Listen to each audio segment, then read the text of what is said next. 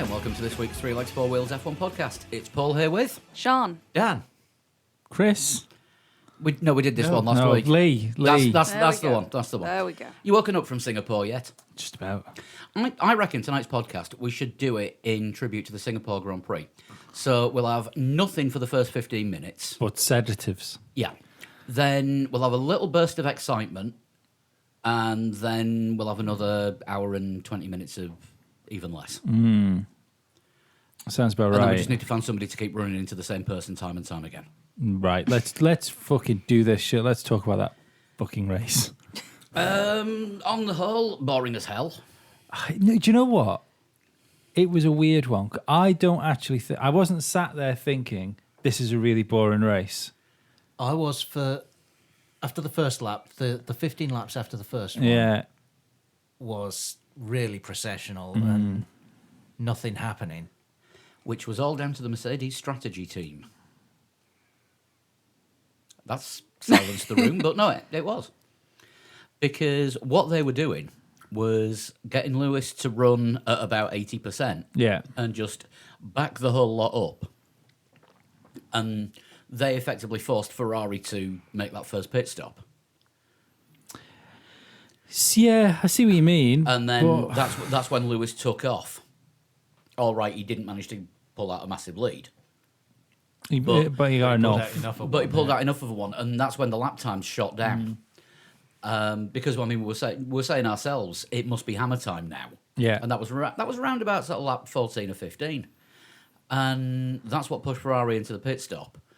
And they made a bold strategy call, because there's no such thing as a wrong strategy call, because you can go bold, and if it works, it's brilliant. Yeah. If it doesn't, it's gone wrong. Yeah. Or you've made the wrong call. And that is what strategized the race out of Ferrari's hands. But it wasn't the pit stop that fucked Ferrari, to be fair. It was the tyres. Their tyre choice fucked them. I think that's why they were being brave. It didn't help when Vettel was stuck behind Perez, and that was killing his tyres. Yeah, but he was never going to be able to go long enough into the race and challenge Hamilton, regardless of traffic. He was because did you notice Vettel's times at the coming towards the end of the race? He was dropping the best part of 4 seconds a lap at one point. Oh, yeah, coming towards the end. Yeah, he Like- just completely dropped off. Yeah. So, and that was with him completely nursing his tyres. We're going about this race review fucking ass. Well, no, about we're face. talking about the race, and then we'll talk But, about yeah. each team individually. But yeah, like Ferrari fucked Vettel. Like they took the chance off him to fight. I think.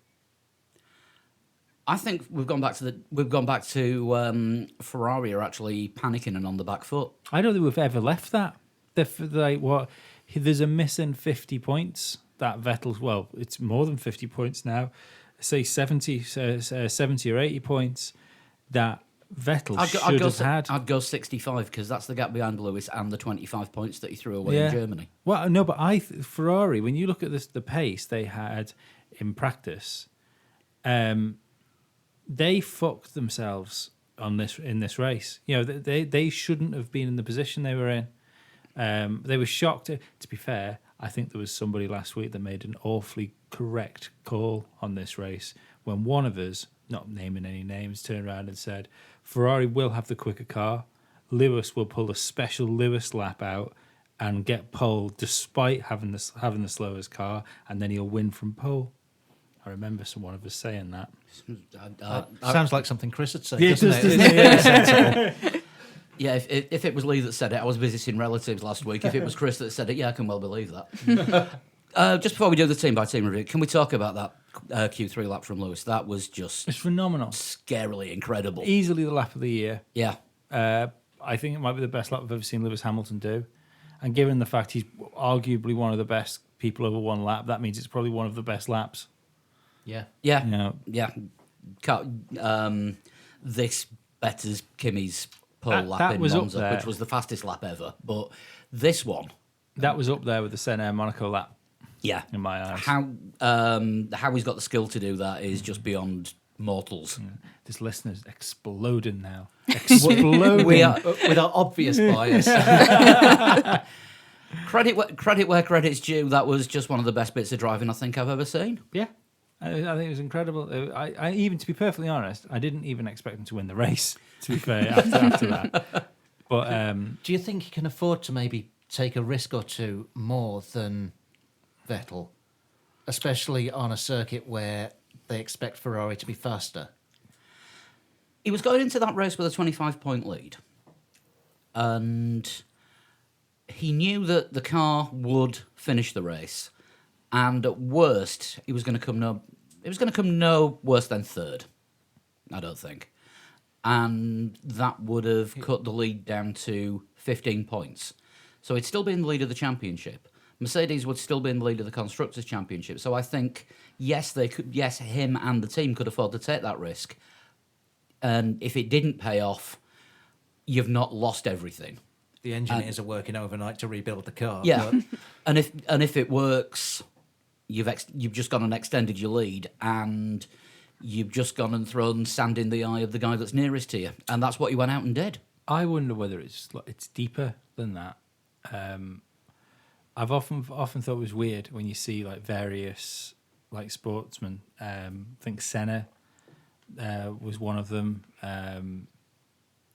With modern times, I think Conor McGregor is another one of those people that think they have some sort of divine inspiration about them, of what they're doing.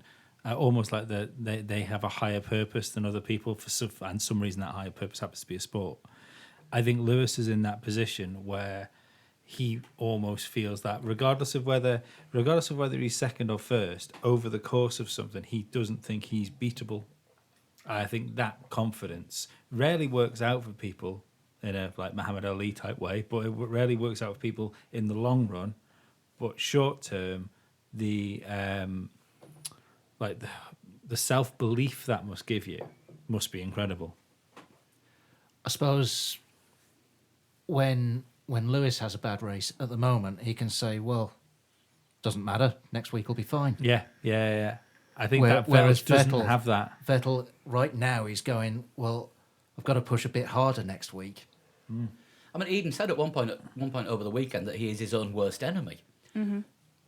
That is very telling for someone who doesn't really sort of let his personality or his deep personality out in public. For him to say something like that he's rattled, and I think a lot of that, it's down to Lewis's confidence. And I don't think in the case of Lewis Hamilton right this minute it's misplaced confidence because he's walking the walk and talking the talk. Well, if you look at Lewis's bad races from this year, the bad races haven't been down to his mistakes. In Australia, it was the issue with the safety car calculation, wherever it was where both of the Mercedes engines blew up. Was it Hungary? I can't remember. I think it was. Hungary, Austria, it was somewhere in that neck of the woods. There haven't been many mistakes on his part. There have been a couple of times he's been spun, but there hasn't been... He's not locked up going into a corner and lost a position. He hasn't really lost anything. And he's in a slightly worse car and winning races. Yeah. That's going to give you a good feeling. Yeah. That is going to really give you a boost if what I've got in combination with my abilities can do this. Then what could I achieve if we had the best car on the grid? Yeah, I think touch wood, because I want Lewis to win the World Championship. I think he's having the best season a driver's had since Fernando Alonso's first championship.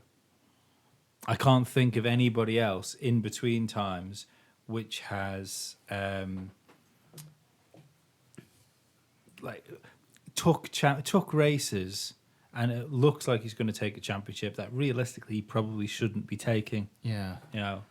You're even saying that over Button's championship year. Oh, absolutely. Then again, that was a good half year. Yeah. It was a good half year, but I mean, he was Button didn't win. If anything, the second part of the year was probably more impressive, given the pressure he was under to try and stop himself losing the championship. Do you know what I mean? Yeah. Than the obvious car advantage he had at the beginning of the year.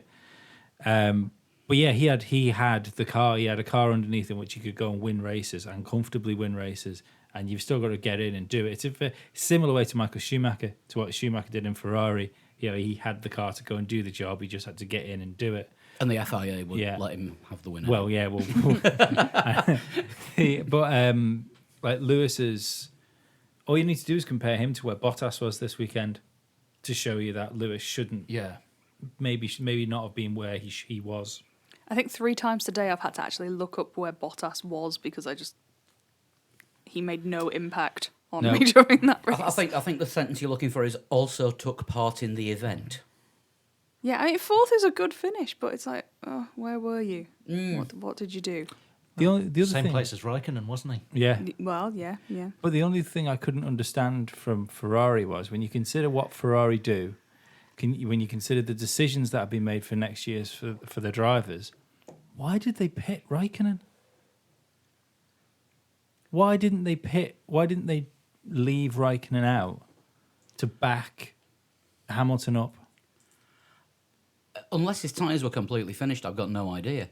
Because If they've done it before. Did they not I was going ask to say him? that's what they do to him just about every race Even a this year. second, even if he wasn't going to try and back the pack up for Vettel, even if he was just backing Lewis into Into Verstappen. into Verstappen, because when the traffic backed them into each other, that was Hamilton did a nice block, but it was luck more than judgment why fucking Verstappen didn't cream straight into the back of him. Because nobody could see what was going on there because there was a Grosjean happening to everyone. Yeah, well, Lewis was being cautious, wasn't Yeah. he? He was like, oh, no, don't want to get involved in that. And Verstappen's like, right, here we go. Yeah, this is the chance. He was a sneeze away from a full-on Verstappen there. Yeah, heads down, small tree. Yeah, but That was remarkably serious for us lot. We always thought Dan was the voice of reason, but it turns out it's Sean. Seems like it. Yeah. Sorry, I had a mouthful of coffee then. So. For anyone that hasn't noticed, Chris is away this week, so Sean is more than ably stepping in again. Apparently so. Yeah, well, seeing as we've already been going for 12 minutes, Yes. minus a couple of little outtakes. I will learn how to use one of these computar things one of these days. Right, should we go back to the back and then work our way forward? we shouldn't have said that. We should have said that Flood is here, but he's going through a transition. And we could have tried for some of those sweet progressive listens. He's just trying something new this week. Yeah, I saw a picture that he put on Facebook earlier. He's trying something new. I think it was a box of a dozen Krispy Kreme filled donuts. Which, if he doesn't bring anything back, then we'll be That having wasn't them. Flood, that was Mrs. Flood. So I don't know I whether think he- they're I her think he- personal donuts. I think he was part. I don't know he whether was she's part sharing. of the organisation. He's part of the donut team. Yeah, it's like when we were coming back through Manchester and I Yes. insisted I have to get a donut Yeah, before yeah. we get on that train. It's got to be done. That one we had was the first one of those I've ever had. Really? Yeah, it was nice. I enjoyed it. Yeah. There was one time we had to bring 6 boxes of them Something back because like that that. many people had asked us to bring them, and then we got the attention of a sniffer dog at the port. to which They're the not security. cocaine donuts, So, honest. to which security guy said, "Oh, he always does this with sweet stuff." So anyway, Don't say it, baby. And the dog handler looked at me and said, "Oh, he likes you." And I thought, hang on a second. This isn't how this is supposed to work. it's when they sit down Yeah. next to you that then they're marking you out. Back to the back. Yeah. Force India. Ocon. That was a really good first corner, and then it all went wrong. He nearly made up a place, didn't he? Yeah. How we think about that then? Well, it's been doing the rounds on social media. The video that Anthony Davidson was Yeah. talking about on the SkyPad, and it did look like Perez did nudge the wheel to the right slightly and gave him a bit of a swipe. Yeah. Dan, you said earlier you didn't think he knew that it was Ocon that it was running into. It was just somebody. No, I think it was just a racing incident, and I can't see Perez risking his race to try and push someone off. No, and Doesn't- the doesn't other make thing sense. is, the reason I think it was a racing incident, but I blame Ocon for that more, is that unless he had some sort of crazy fucking jump button on his steering wheel, he was only ever going to get pushed into the wall. Yeah, it's not the way to go No, around there, is you it? can't overtake there. Otherwise, something like what happened is going to happen. I wonder whether he's under pressure. You know, he knows he's trying to put himself in the shop window, so he's got in the car thinking, I am going to take this car as far up the grid as I possibly can do to prove that I belong in Formula One, and he's fucked it. And as it turned out, Toto Wolff said on Channel 4 that he will not be in a Formula One car next year. Oh, did he say that? Did he? Yeah, he said that on the Channel 4 coverage. I Did didn't, he not say that he hasn't got a drive next year? Which isn't quite the same as yeah, he won't Yeah. have. He I- said that on Sky. I saw about 3 or 4 different quotes attributed to Toto. We weren't watching the coverage, so I reckon that might be a slip. Do you know what I mean? Yeah, slightly said the wrong. Yeah, Thing. like maybe he meant to say that at the minute he's not going to be in Formula One next Yeah. year, something along those lines. I don't think he does have any options for next year. No, I don't think he'll be in Formula One. Like, I don't think it's going to happen. no, I can't see it happening because even if Mercedes were to offer him as a sweetener with the engines to Williams, from what's been bandied about, the money that Artem Markelov or Robert Kubica could bring into the team would more than offset that. Yeah, And I didn't think that Kubica was bringing much. I didn't think million it a was. race. Yeah, I Oh, think really? he would bring a lot if he had the race seat. I think. That was the figure that was Yeah. that's the figure that's been talked I mean, up that's this year. that's almost there. With Stroll money in at million a race, It's more than second year Stroll money because it's more than second it was year. 25, 15 and 10. Yeah. See, I think it's more a case of if Mercedes can find a seat for anybody, they're going to find it for Russell. I think they prefer to give him the opportunity in Formula One than keep Ocon in Formula One. Well, I think George Russell's going to have to be the priority because at the moment it's looking like he's not going to be in F2 next year. No. Because he's not going to be able to be in And F2. I wonder whether that's like there's no talk of this. This is just pure conjecture. I wonder if Williams are going to give Mercedes a seat, and the reason there's been no announcement yet is because George Russell hasn't wrapped up the F2 championship. As in, like, if he wraps up the F2 championship, they need to do something with him. Yeah. So he's going to go to Williams. If he stays for another year in F2, Then Ocon Ocon the will Ocon get a seat. seat. it could be. But I don't think Ocon's done enough, to be fair, this year. Anyway, like there's obviously He's an not immense been talent as there. yeah. He's not been Yeah. as exciting as he was. He's not been last bad year. by any stretch of the imagination. I'm not saying he's had a bad year, but like we kept saying, if he was going to be Mercedes' future world champion, he had to blow the doors off Perez. Because Perez isn't a world champion. He's Gerhard Berger for the modern era at best. Nobody can drink that much on the grid these days. No, that's true. Although one interesting thing that did come out of the crash was it actually ended up putting Sorokin in the position that he was in, which is why he had to do the battle with Perez all the way through. Yeah. Repeatedly, because Ocon's wheel rim ended up on Sorokin's front wing. But that was Force India. Force India fucked Perez with his strategy as well, because they were reacting to what was going on behind. They reacted to Hulkenberg, didn't they? They did a really negative race, where they were too busy looking behind them instead of trying to let race forward.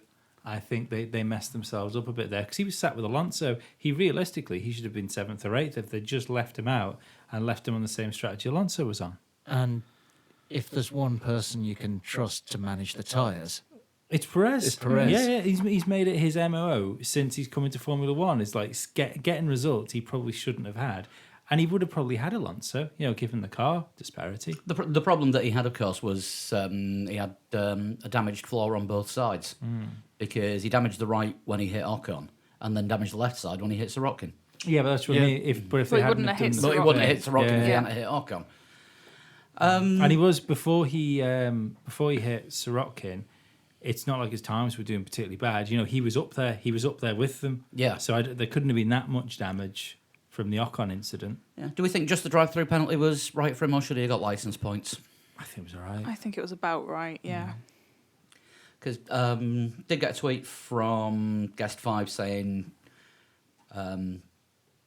who was it that got the 5 Romano second penalty? Fernand. No, sorry, I thought you were going to talk about No, Romano Grosjean Fernand, got It was yeah. when Yeah. Grosjean got the 5-second penalty, he thought that was a more severe, a harsher penalty than what Perez had been given.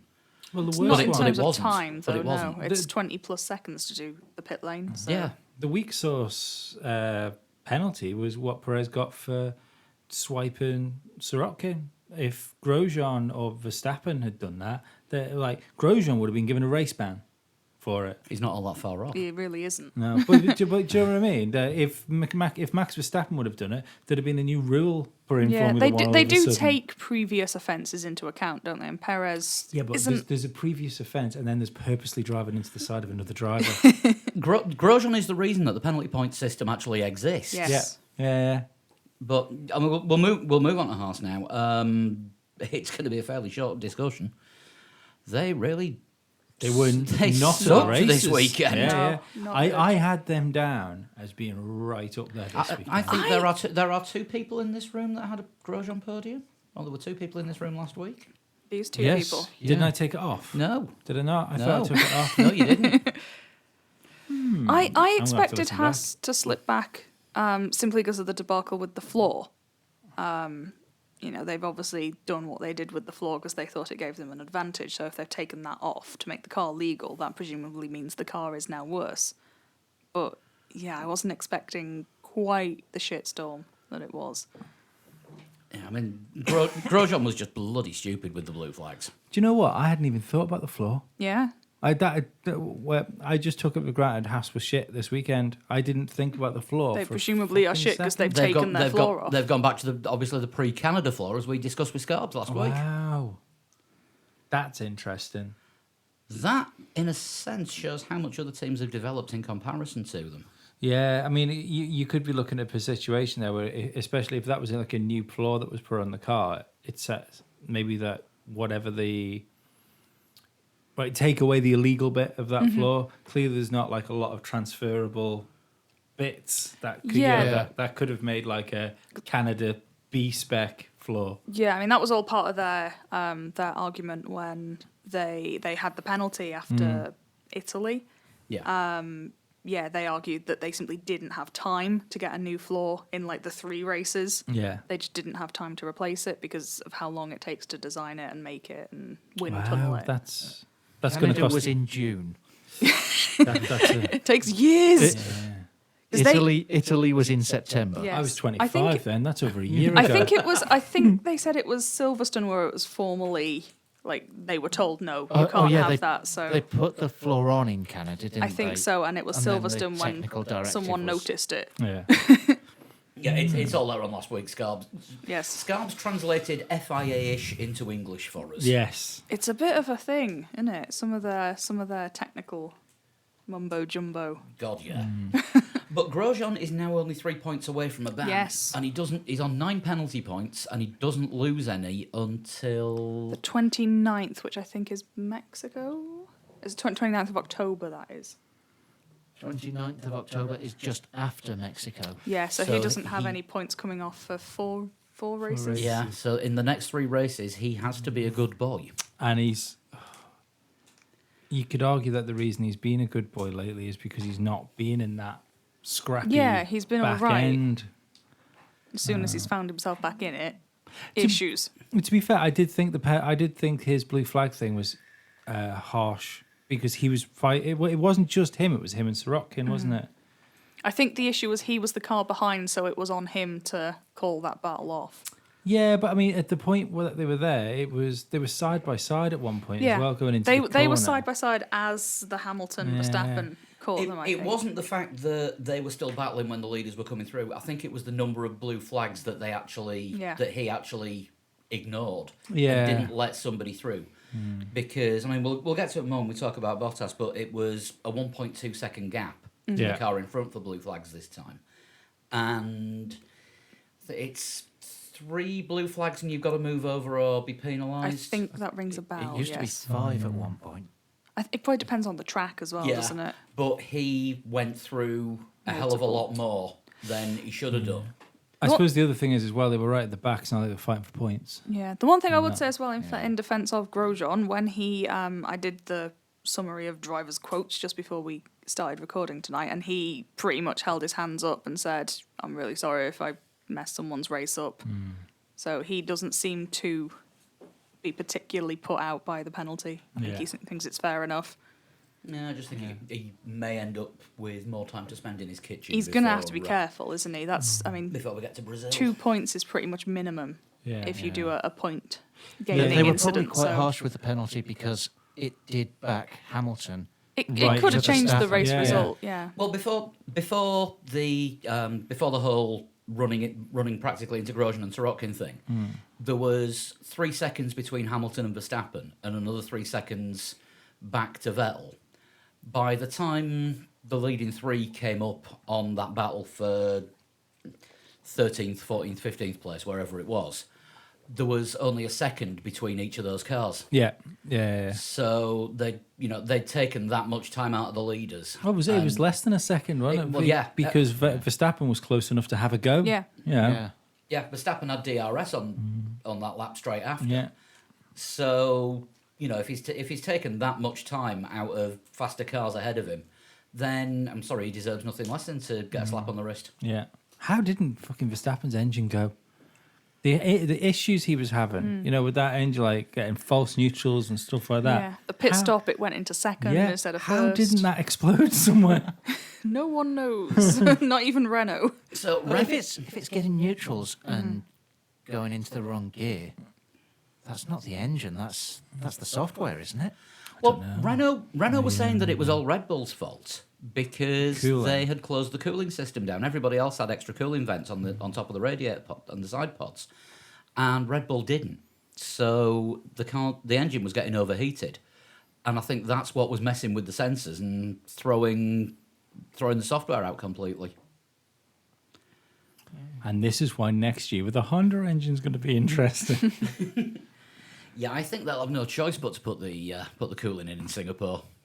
I think they've learned from the mistakes because Toro Rosso didn't seem to struggle. Yeah, because it's only Singapore that Red Bull have had problem with Renault engines. Yeah. It strikes me as very strange that Renault and McLaren don't want to use the C spec, and Red Bull are the only team that are using it. Yeah, I think Because don't forget, Hulkenberg had a complete power unit refit in Monza because he was already taking the penalties for what happened in Belgium, and they chose to put the B spec engine in there when they had free rein to put any parts in they wanted and sort of get themselves a free penalty. Don't forget how close the middle teams are in the championship, though. Red Bull Yeah. are very much in a battle of their own for third, so if a couple of engines go pop. And to be fair, it's up to Red Bull to put the new engine in. Yeah. They could have requested a B spec if they'd wanted it. Yeah, it just strikes me as odd that Renault have developed this new C spec engine. They're not putting it in their own cars. Well, no, they basically said they're using Red Bull as their test team because Yeah. it's not going to fuck with Red Bull's championship position. And they've also whereas they're- and it's probably tight. come back to bite them in the ass having Tag Heuer on it as well because it's not a Renault. Yeah. Hasn't got a Renault badge on it when they see the car exploding. I mean, we know because We know because Yeah. we know too much. yeah, and any listeners that are going to sit here and listen to a nearly 2-hour podcast about it, I'm going to say you probably know as well. But the average person, which it might, fuck knows if a You're Formula One car changes your mind for what car you're going to buy, then I don't know what to say to you. If a Formula One car makes you decide to buy a Tag Heuer car, Yeah. But there's no bad press. That's what I mean. There's no bad press coming from it. Yeah, I suppose if the engine blows, it makes Tag Heuer and Aston Martin look bad. Yeah, Aston Martin definitely because they're the fucking car manufacturer that's written on it. But Yeah, why is the smoke coming out of this watch? yeah, I can't. I don't understand. don't get it. Williams next. I don't know what to say about this because I mean Sorokin had everything spoiled. Yeah. Early pit stop, change of strategy, and then constant battles with Perez. Compounding defended really well. Yeah. with the fact that he's really slow. Well, he was really slow on some laps, and then he was matching the pace of faster cars on the other. Yeah, on the others. was that probably like immediately after a pit stop, maybe when everyone else was on used tires? He was ridiculously slow after he'd been in the battle with Perez and after he'd been on I those think soft he had a tyres lot of for damage Yeah, after that. 3/4 of Yeah. the race. Then he came in for his pit stop and was back up to the pace of just about anyone else. Yeah, but he had like a proper train behind him before the Well- Perez incident. Well, I say on the pace of just about anyone else. The cars around him. The midfield teams could obviously put in some really hot laps if they Yeah, wanted to. yeah. We saw Alonso and Magnussen. Was it Magnussen? Yeah. Oh, Mag- yeah. Magnussen is now the Fastest lap. track record. Yeah, that is holder. one thing we're missing out about Haas. Yeah. Magnussen taking the fastest lap in the track record. But that was a late pit stop, though, wasn't it? Yeah. And Yeah. some sticky tires. See, that's what I'd like to have the information in front of me about. was Sirotkin's quick laps, where he was like matching the pace of everybody else. Did that happen to be him going at full pelt while everybody else was doing some tyre saving? Well, he pitted very early, didn't he, because of that front wing issue. So his tyres would have been older. Yeah, his tyres will have been absolutely shot by, was it about lap 53 where he came in? Think Something like so, that. yeah. It was about that, yeah, because he pitted on lap 2 behind the safety car. Oh, well. And then he'd been battling for Yeah. for a race. So, yeah, everyone else will have been managing a bit more than him. Yeah. But I mean, the soft tyres were meant to be capable of doing practically the whole race distance. And he just overused them because Yeah. they can do the whole race distance if you're not defending constantly. Or you're in people dirty time, air. Yeah. So that's why his tyres were falling off. But yeah, K-Mag with a late stop and taking the fastest lap away from Alonso. I didn't know. Yeah, moments of silence for that. Yeah, Lance Stroll. Lance Stroll, bit anonymous. Yeah, quietly. Quietly solid. He was I'd he was say. the one, wasn't he, that started on the soft tyres and pitted very late Yeah. and tried to make that work for him. It didn't really make think- that much of a difference, I don't think. I think the car wasn't under him to do it, but you know where did he started 20th, He did, that's true. and there was only one retirement, and He finished finished 14th, 14th. And So, one of those places was because of Grosjean Yeah. and his penalty. and obviously Perez had dropped because of a penalty, but still. That's racing. There are going Yeah. to be penalties. There are going to be shenanigans, and it's where you put the car at the end of the race that counts. And it's like Lee, you said before, and I think everyone's saying it will be interesting to see what he's really like in a car that's capable of being in the points at practically every race. I'm coming round to more of a Dan thought of this, that there might actually be a Formula One driver hiding Yeah. underneath him somewhere. But you just can't You tell at can't the know. moment. He's going to take the disguise off, and he'll actually be a really good driver with very slim eyebrows. It was old man Alonso all along. We're back to Charles Peak in a Kimoa cap. But it was old man Alonso all along. I shouldn't say M anymore. We get shouted at. Oh God! Now I'm saying it again. Fuck it. Fuck. It's all gone wrong. You could do this. You could do I this. can do it, can't I? No, it's gone. It's gone. It's gone. I've lost my words. Should we just move on to Toro Rosso? Yeah. Yeah.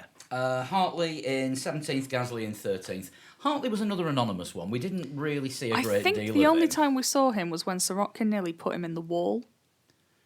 That was pretty much the only time we really noticed Hartley. I think the yeah, other Sirotkin time. got a penalty for that, Sirotkin didn't got a penalty for that. It just didn't matter because by that point he was that far off the back, no one noticed. The other time where Grosjean got his penalty, there was actually a three-way battle happening there before. Oh yeah. Do you want me to say three-way again? Yeah, that's it. I'm done. Yeah. Just before Hamilton came, there was a Cigarette three-way and a battle coffee. going on, and Hartley noticed, dropped off the back, let him past, got no penalty. Yeah. Good bit of observation, good bit of driving. His experience in endurance racing taught him. But he might be lapped. But apart from that, you can't really say a great deal more because is he done? Yeah. Yeah. Yeah. Well, He was lucky. He got his chance in Formula One when he'd already been rejected by the young driver program. He got the chance because they'd run out of drivers, and it hasn't worked for him. There's a reason that he hadn't found himself in beforehand. he's got some interesting stories to tell his kids. Yeah, so he's new Ralph Furman. With better hair. And Gasly, again, we didn't see him doing anything in particular. I thought there wasn't a lot of coverage of the Toro Rossos during the race at all because, It wasn't their circuit, was it? no. No. I mean, on the plus side, the Honda engine survived the full race. Yeah, did. But reliability doesn't seem to be the issue right now for Honda, does it? The reliability which is a massive improvement. Yeah, yeah. I was going to say compared to the last 3 years, that's a huge step up. Now they've just got to match the reliability with the pace for next year. And double degree from Helmut Marko. After Christian Horner, some one-eyed bloke in Austria that owns a van. I just can't see that relationship working well. I think that they've got off to a good start with it because we've seen the reliability increase. We've not seen the power decrease. Toro Rossos are still there. They're in the points quite often. Yeah. So Red Bull have gone about the relationship in a way that's obviously working with Honda In that team. for now. Don't forget, though, that Marko oversees both sides of it. And Honda have always got the major threat up their sleeve. Yeah, but he's not designing the car. Because they can say to Helmut Marko, you know that Ron Dennis? He had a job when we started with him. He complained. Where's he now? But that's nothing to do with Honda, is it? Ron Dennis. That's what they nothing want to, you yeah. to think. I think Helmut Marko holds more power within Red Bull than Ron Dennis held in McLaren at that moment in time. Yes, but I mean, Helmut Marko is Dietrich Mateschitz's voice on earth. Mm-hmm. You know, when the film of the Red Bull team comes out, he would have been played by Alan Rickman. Yeah, he found tablets that Dietrich wrote on a hill somewhere. Who have we got next? We have Sauber. Ericsson in 11th. Massive improvement for him this season. Seeing as he finished last year's Singapore Grand Prix on the bridge backwards after spinning on a straight. Yes. Yeah, not ideal. But he finished this year's, sadly just outside the points, and Charles Leclerc, Q3 and 9th. Yeah, great race. Good way to celebrate the promotion.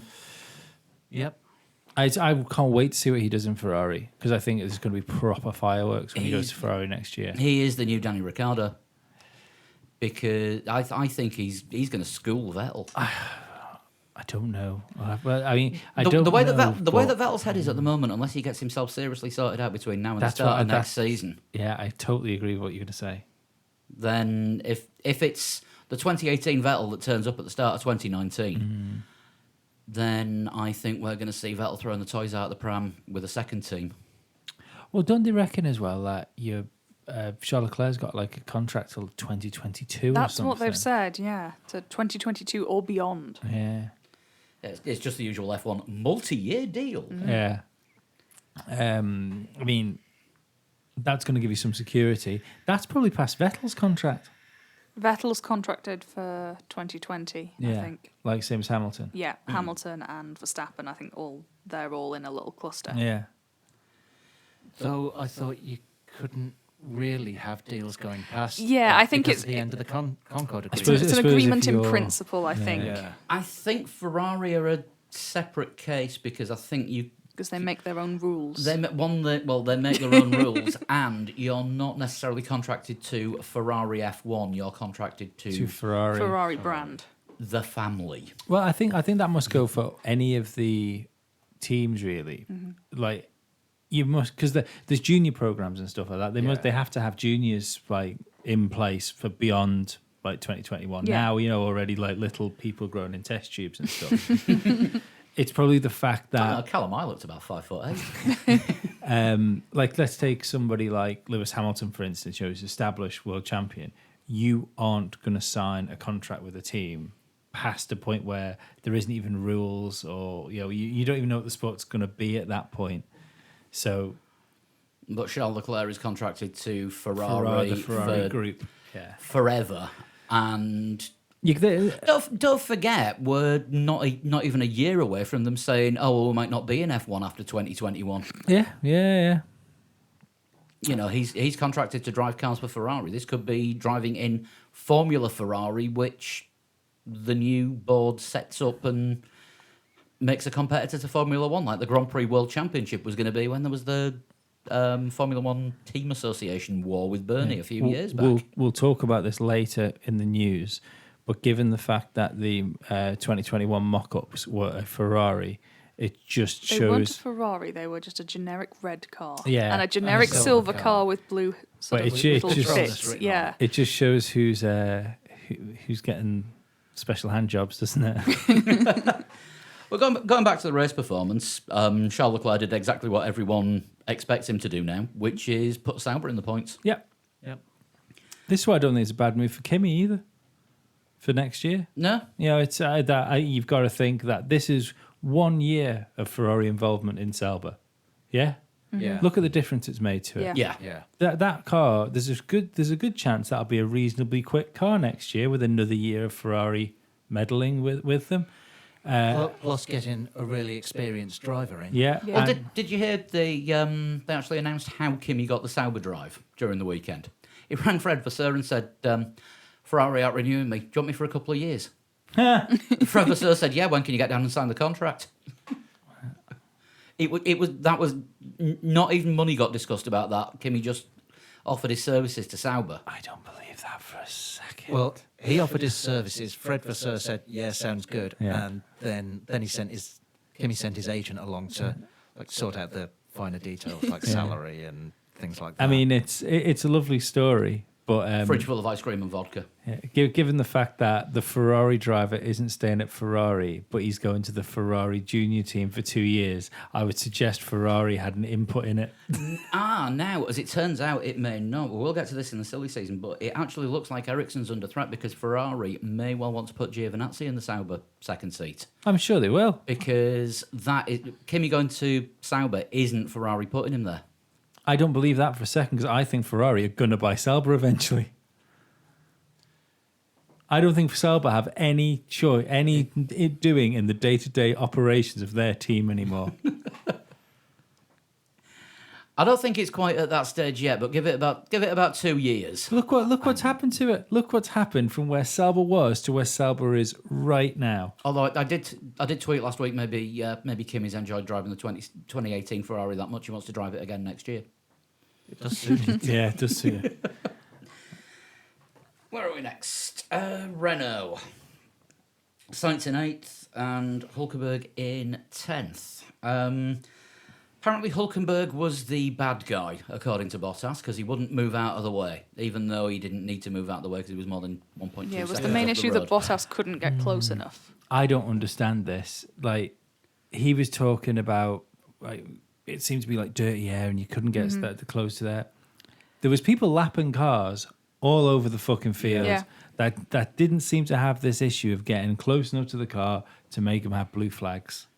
It So may have what's been the the deal with specific Bottas? timing, maybe because it was towards the end of the race and the Bottas tyres were getting on a bit and the dirty Yeah, but air still, was... it's a Renault and a Mercedes. Well, yes, but... Yeah, Bottas should have been able to get past Hulkenberg without any issues. You'd have thought you'd have been able to close that gap to where he got blue flags on the straight. Yeah, Yeah. Hamilton had no problem. No. he No. did not. No, I don't get it. I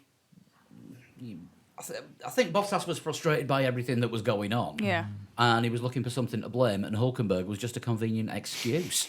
It'll be interesting to see what Bottas does for the rest of the year now because that's a couple of not necessarily bad races, but proper, like, schooled by his teammate races. Yeah, I don't think Bottas has got any worse than he was at the start of the season. Do you think Lewis has just picked his game up? Yeah, I think Hamilton has stepped it up. Maybe, yeah. I mean, it's just, well, no, because Bottas was getting pole positions. Bottas was amazing at the start of the Yeah, season, wasn't Bottas he? He should have won races. Yeah. That's not him. That's him moving backwards, I think, more than Hamilton just turning up. Otherwise, that should have been, like, when you look at the pace that Lewis had on Saturday and the pace he had during the race, because he just controlled the whole fucking day. Yeah. You know, if you take that into account, you've got to think if there'd have been a Nico Rosberg in the other car, that would have been a Mercedes 1-2. There's every chance. There has never been a Team 1-2 in Singapore. It just doesn't happen. No. 2019 Mercedes, hold my beer. Yeah. Yeah, it just seems strange, but Sainz had a good race, and he did his usual Singapore thing. I think it was Singapore 2 years ago. We said, well, he just gets on with it, and you don't notice him doing anything spectacular, and then he's in the points, Yeah. and that's definitely what he had on Sunday. Yeah, it was a good race. You know, Second best of the rest. Yeah. Yeah. Second step on the podium in Formula 1.5, as I saw it Yeah. described earlier.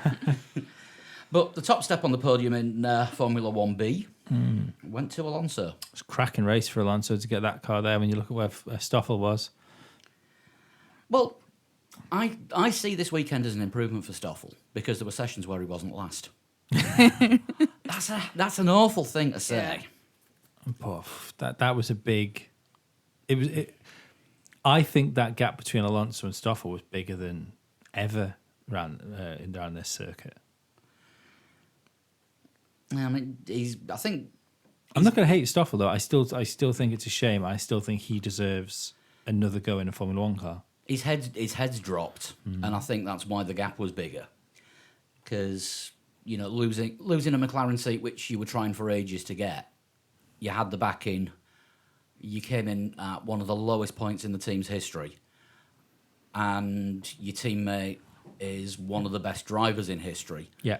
And manages to get something out of the car, and you're expected to do the same. And it's like, well, hang on a minute, I've been in Formula 1 2 years. See, I don't even think he's expected to do the same. I think he's just expected to be closer. But he's not. And unfortunately, it shows the gulf in quality between, I'd say, one of the top 5 drivers of all time. Yeah. And one of the top 20 drivers this year. yeah. Yeah.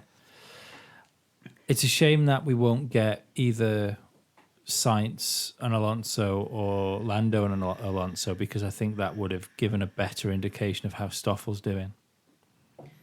If you'd have had Sainz, especially Sainz, because he's had more experience, if you'd have had Sainz in the car with Alonso and Alonso just did Sainz every race the same way he's doing Van Dorn, then, oh, shit, right, it's not actually Van Dorn that's the issue. Alonso's being exceptional. Yeah, it's just made him look. I do think that might be the case as well. When you look at what he's done, like when he went to Indianapolis and then when he's gone to World Endurance Championship and everything, if he's been given a competitive car, he's been competitive in it. Well, he's been given the World Endurance Championship. Yeah, no, but see, he's still got teammates to beat. Do you know what I mean? Yeah. And Indy, like I think that was, for a guy that's never done Indy before, that was an exceptional race. Alonso did that. Hell yeah. That was crazy. Yeah, can't take anything away. Talking of Alonso and Indy, Honda have said this week that they will not be supplying him with engines while he's got an agreement with Toyota. I think we knew that anyway, though, It didn't would- we, yeah, realistically? I think they've kind of made it official, but they won't supply Alonso or whatever team he's in with an engine until 2020 when his WEC commitments have finished. Right. So I wonder where that leaves him then for Indy. By default, working with Chevrolet. Now, Andretti have been in discussions with Chevrolet a couple of previous seasons, and they've won titles with the Chevrolet engine in the back. And there are also a couple of other teams that McLaren apparently have been in negotiations with that are already running Chevrolets. So it could be a McLaren licensing deal for one of their cars with a Seems Chevy very in. late though, doesn't it? This. Yeah, I mean, Zach Brown's still talking about putting things together for what to do next year with Alonso. Yeah. And you'd think, I mean, IndyCar, I would say, I'm certainly no expert, but I would say it's a lot easier to get an entry in because it's an off-the-shelf chassis and an off-the-shelf aero kit. I don't think there's going to be any issues if you rock up as Carl Lynn said something a couple of weeks ago about it's too late for a new team to come in. They would have to do a partnership with an existing entrant rather than put their own as new entry in. They would have to work with someone who's already got an entry for next year. But if you rock up as McLaren with Fernando Alonso stood next to you, Oh, someone will probably take that. someone's going to make Oh, way. yeah. So like there'll be a load of people already frantically painting the cars orange. So I don't think there's any. I don't think there's going to be any issue there. But yeah, I just feel that something must be going wrong because when Alonso announced he was gonna leave Formula One, and IndyCar tweeted that well, are you okay for lunch tomorrow, sort of thing. Yeah. And then the press conference was him just saying, not going to drive in Formula One next year. It feels like that wasn't the idea of that press conference. Yeah, it felt like that was sort of part one of Yeah. the IndyCar announcement coming in the coming days, and it just didn't happen. But I think that should have been. I think the originally when that was booked in, it was going to be a whole Very announcement possibly. that I'm leaving Formula One. I'm not leaving the McLaren group as we're going to take part in the whole IndyCar season next There year. was And as well, about a couple of weeks before that, McLaren actually had at the McLaren Technology Centre the trophy for the Indy 500 on like some kind of tour, and again that was rumoured to be the date they were going to announce their IndyCar project, and it didn't happen. I just wonder if Honda have screwed McLaren over again by taking Do you the think time Honda to... might be a bit pissy for some reason? Do you think they might not be happy about something? I don't know why they would ever do anything like that. But yeah, it could be that Honda were saying, "Oh well, yeah, we'll have to think about the engine situation, and if he's going to be an IndyCar, we'll have to work out if we actually want to power him when he's going to be buggering off to various circuits around the world with Toyota plastered all over his car." And then they've come back and said no, and then that's thrown a massive spanner in the works. And now they've got to resort to Plan B, which is find a Chevrolet-powered team to buddy up with. Or maybe worse than that, they've said, we're still discussing it. I'll tell you later. Yeah. It could well be one of those. Right, top three teams. Absolutely binary for all the top three. Yeah. Start with Red Bull. Verstappen, like we've already said, fantastic performance with all the problems that he was having with Yeah. the car. He says that he could have got close to the pole time, but for his engine cutting out on his one of his flying laps in Q3. And I've got no reason to doubt him. I've no reason to doubt him. He was came out round that driving that. last corner like a fucking rocket He ship. was out driving that car all weekend. Yeah. Okay, we knew that Red Bull were going to be strong in Singapore because it's a chassis circuit, and hell, it's Adrian Newey for God's sake. But the speed that he was capable of getting, he could have been pushing for pole. I think that might be his most impressive race, you know. I think possibly what he did with what was going on with his engine is sort of on a par to what Ricciardo had in Monaco. Similar Yeah. ability to nurse the car home. Talking to Ricciardo in Monaco, that was the first time that Danny Ricks led a race since Yes, Monaco apparently so. during the pit stops. But yeah, Ricciardo didn't really seem to have as much as Max at all He this was weekend. rapid towards the end. He was quickest man on the track, wasn't he, at one point, towards the end He of had the a race? few laps, yeah. Yeah, he was pushing for it. 'Cause, I mean, at one point he was pushing Kimi and Bottas, Yeah. and we didn't really know at the time how that was going to pan out. It could have been any of them finishing fourth Yeah. because there were all three sort of line astern with DRS. with DRS, and Bottas managed to go full defensive and just about hang on to it. But yeah, Danny Rick's race was just workmanlike, I want to say. I think there was issues there because there was he's usually being really good there. His qualifying wasn't particularly there. You know, he just didn't seem at the races this weekend. Or it could have possibly been something that we didn't hear on the radio, where he was getting told that Max was having all these problems with the engine. So conserve the power unit as much as you possibly can. We'd say it to Max, but he won't bloody listen to us because he'll just rag the car into the floor until bits of metal fall out of the exhaust.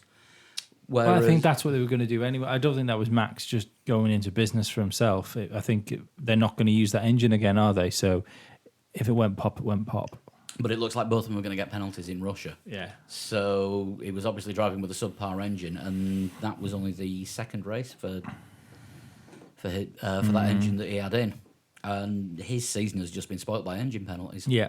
which they Yeah. should get rid of. I mean, let's not forget at the beginning of this year, he looked like he was going to be the outsider for the World Championship at one point. Yeah. You Yeah. know, it's so weird how the seasons just fell apart for Red Yeah, Bull. I mean, up until Monaco, it was Hamilton and Vettel and Ricciardo, and then since then, yeah. nothing. Yeah, and that is just down to In Max's words, the product in the back of the car not performing as he'd like. Yeah.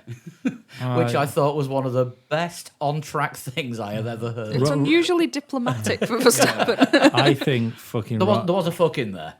Ron Dennis would have had a bit of a semi listening to a driver speak like that. Yeah. So when Ron turns up to replace Christian Horner in a couple of years' time, he's already learnt the language. Ferrari. Nothing but disappointment for Vettel, even though he came third. Kimi was just doing Kimi things. Yeah. Don't know if anyone's got anything to add to No, that. not really. I mean, we kind of touched on most of the sharp end stuff, didn't we, earlier? Yeah, Ferrari gave Vettel a surprising strategy, different to the one everyone else was taking. And Well, yeah, there was a loud shout of "really" from the three of us in the blog room at the time when he Yeah. came out of the pits on Ultrasofts. yeah, I mean, he was fed into space as well, wasn't he? he was He fed fed into into space. He had space. something like He 20 came- seconds ahead of him, if I Yeah. remember right. I Did don't. he not come out right behind Perez? No. He had clear space in Yeah. front of Okay. him. I can't understand how he didn't. Right, regardless of whether the undercut worked or not. Right, forget the undercut. He was Undercut? Are you still already at work? yeah, he was already ahead of Verstappen. I don't understand how Verstappen jumped him when Seb pitted first, and he put Ultrasofts on. Yeah. I don't get how that happened. Verstappen's stop was quicker.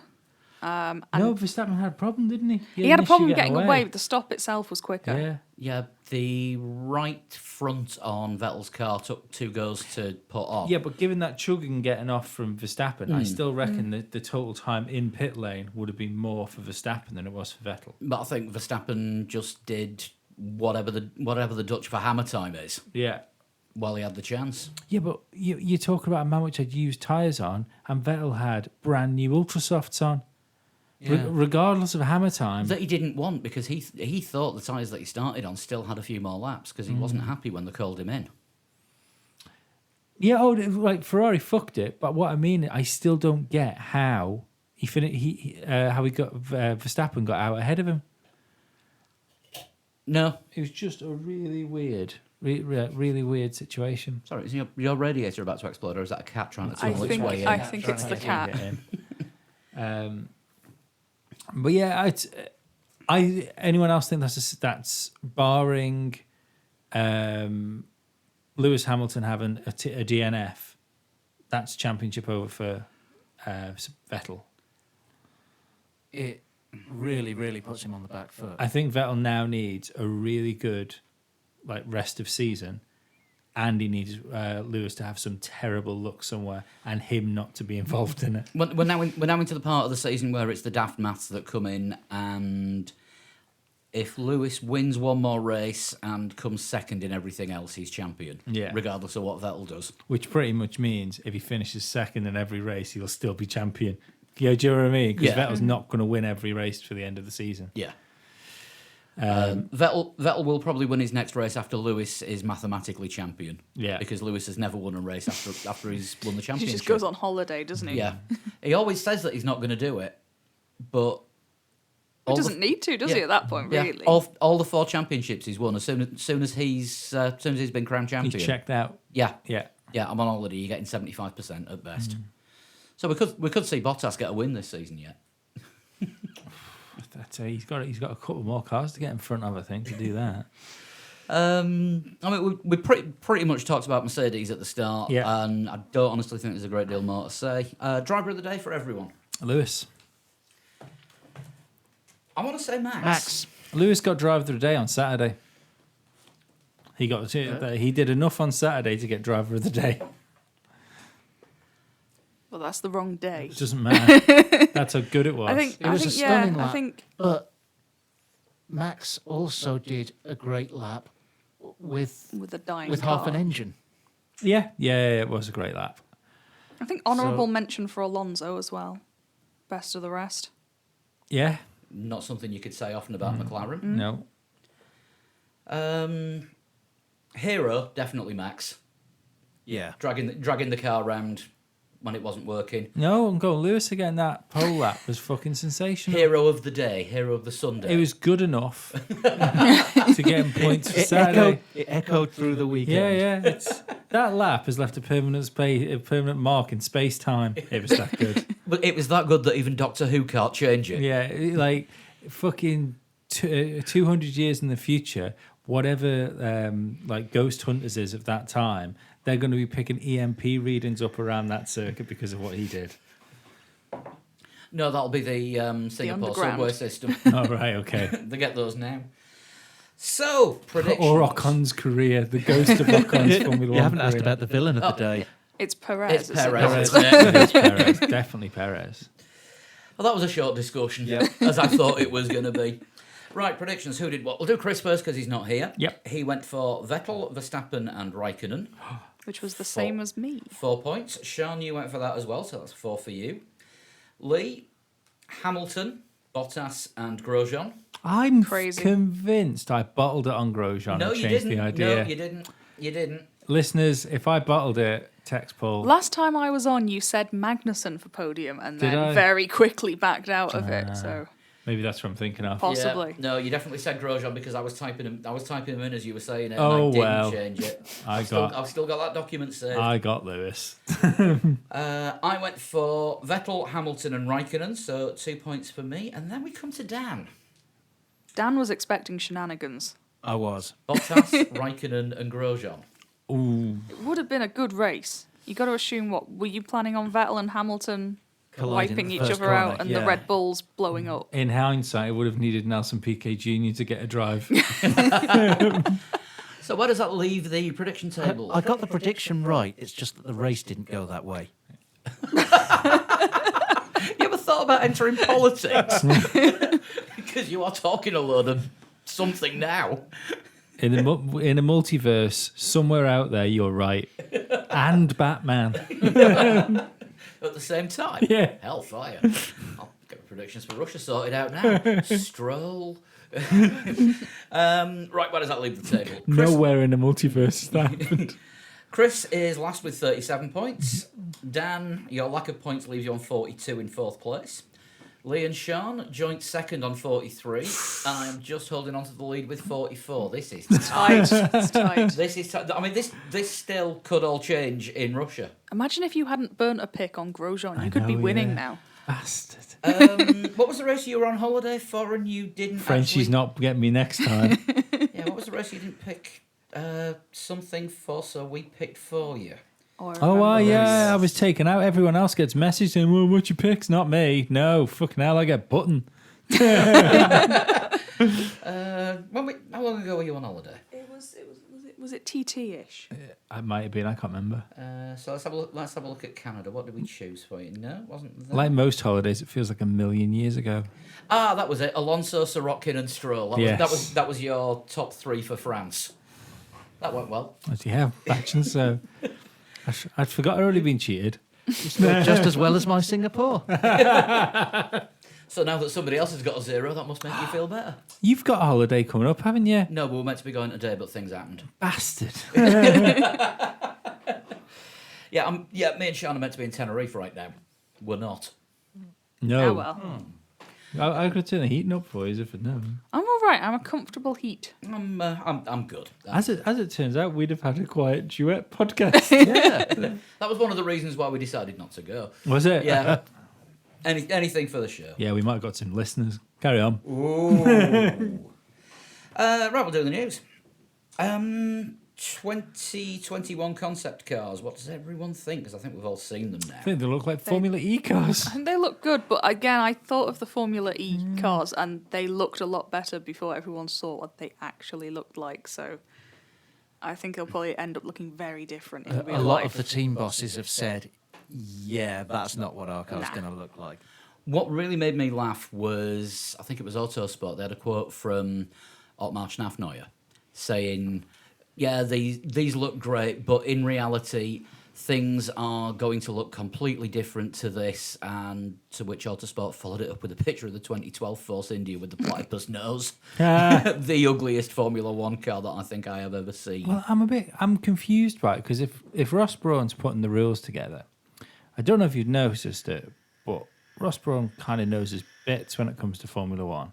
So you'd think that if he's putting those rules forward, he's going to have a reasonable guess at what a Formula One car looks like. Then I don't know who does.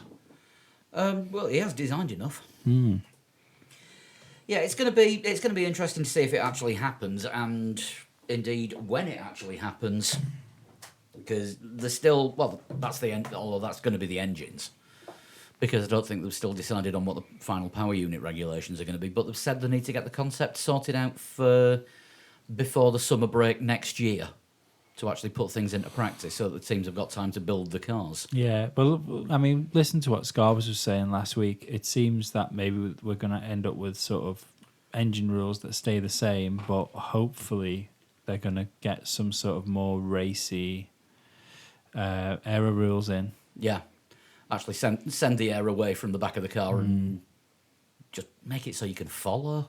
Yeah, that's the issue, isn't it? I mean, you watch GP2 and it's ace. You know, you forget what good racing is sometimes when you just watch Formula One. Yeah. Yeah, I'd like to see a lot more close action, nose to tail. Do you think there'd be a So lot of would Bottas. accidents? Fair point. Do you think there'll be a lot of accidents? Depends if Grosjean's still Possibly. got a job. Well, no, we constantly say like the Formula One drivers are the best drivers in the world, which they probably are. But they're used to driving, especially when you get the likes of like Lewis Hamilton and stuff that have been in Formula One for a long time. They're now more used to driving that almost endurance style. You know, it's almost like a sprint endurance race. Yeah. It's if that makes any fucking sense. So all of a sudden, if your field is spread by 10 seconds and you can swap places with somebody 3 or 4 times a lap, I wonder how many of the like current established Formula One drivers that might catch out. You think there might be some sort of ring rust with the racecraft? Yeah, maybe. Might be a good time for Indy drivers to move across to Formula It One. might be a good time for Indy drivers to move to Formula One. It might be a massive advantage for GP2 drivers that move up. Yeah. Yeah. Yeah, you might have a point there, actually. Right, silly season is still rumbling on. Still silly. Oh, it's still silly. It's still a season, and no one's. It's still silly and it's getting sillier. I believe the latest rumour is that at the next race we're going to have a driver announcement.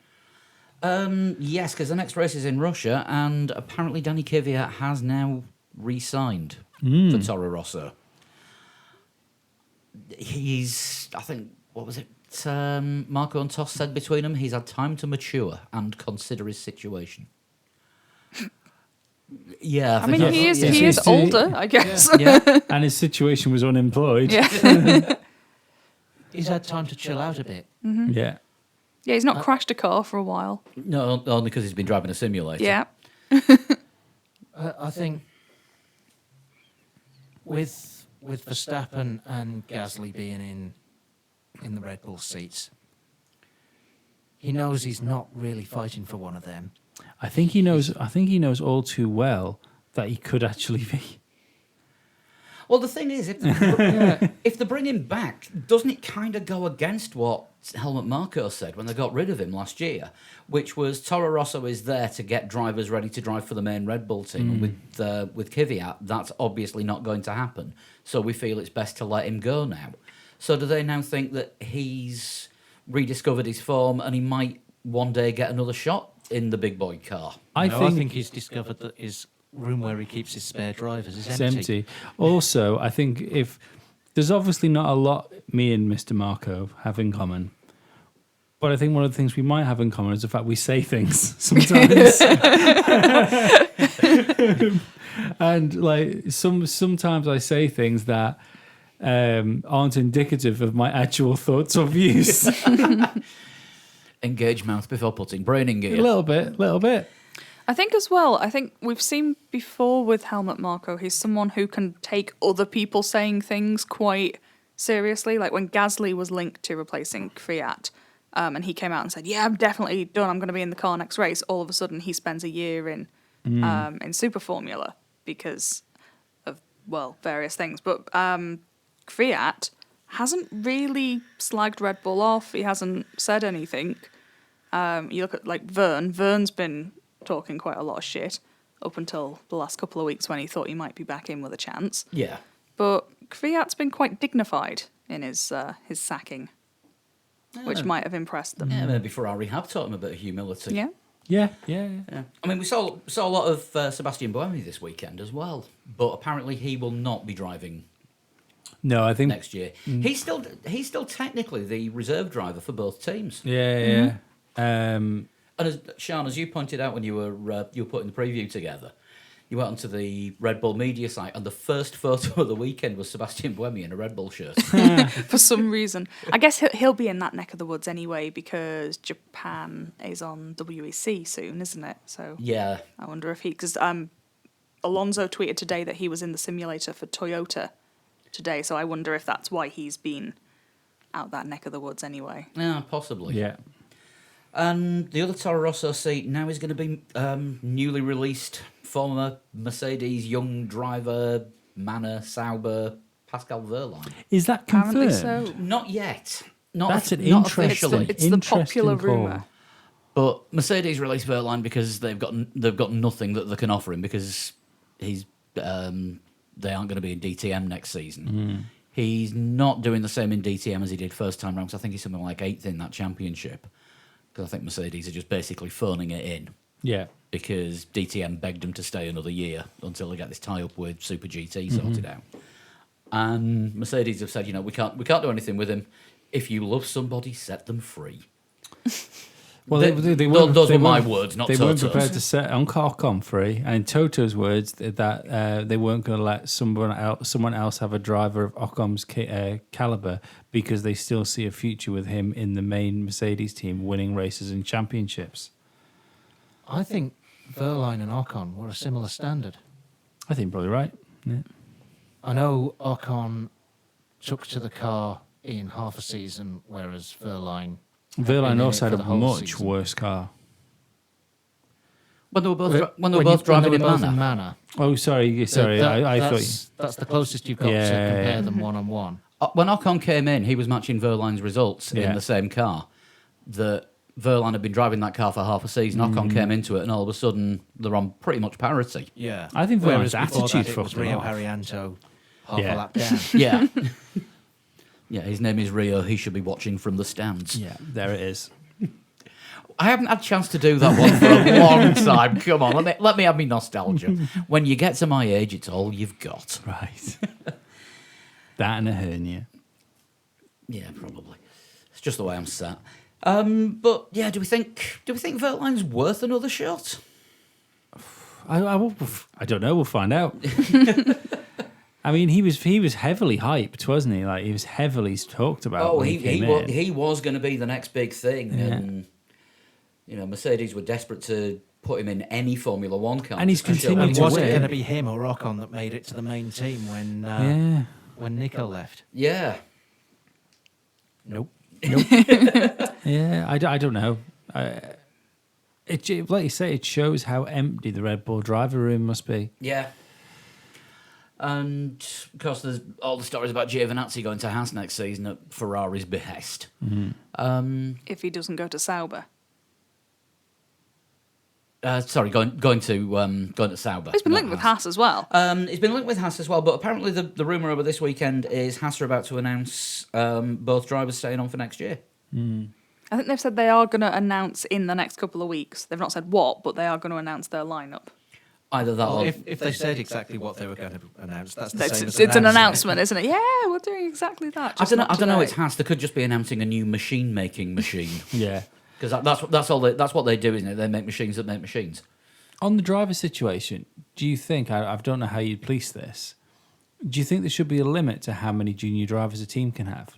Because this is almost like late 90s, 2000s music industry, isn't it? Where you wanted to launch X band, so you bought like Y and Z, so because they sounded the same, and you didn't want them in the charts Yeah. at the same time as X.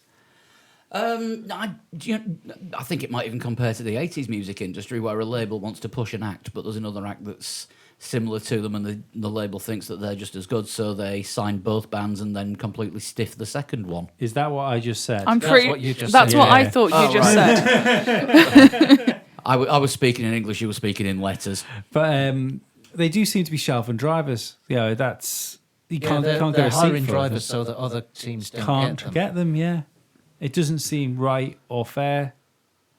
I guess no one forces you to sign for a junior program. No, but if Mercedes or Ferrari come or McLaren even come knocking, and you're gonna do it. But do you have to bet on yourself in that situation? If you're the best of all of their drivers, you'll get the drive. So you. But it doesn't seem to be the way it's working. But is the it? problem would Possibly be not. the problem would be with limiting the young driver programs is there's that many series below Formula One, and there's that many different age groups that all the teams that are racing in F3, European F3, GP3, Formula Renault, Yeah. even, they rely on the money that the young drivers from the big teams bring in with them. Then maybe we don't need them. Maybe you don't need that many junior series when you've only got 20 cars on the grid that need drivers. Maybe you don't need all these junior series. But how do Maybe- you find out who to put in the 20 cars? Maybe you only need GP2 and GP3. Well, I mean, European F3 is going to merge with GP3 next season. Yeah. And from below that, everything is going to be regionalised because there's all the national Formula 4 championships. Yeah, because you should have a pyramid, shouldn't you? Yeah, You yeah. should Yeah, have it's like National lots of Formula 4, drivers. National Formula So- 3, FIA Formula 3. You obviously don't need all of the junior series then. Do you know what I mean? If they're already merging one. Well, I think they're merging it just to simplify it. Yeah. Because GP3 and European F3 are similar spec. Yeah, yeah.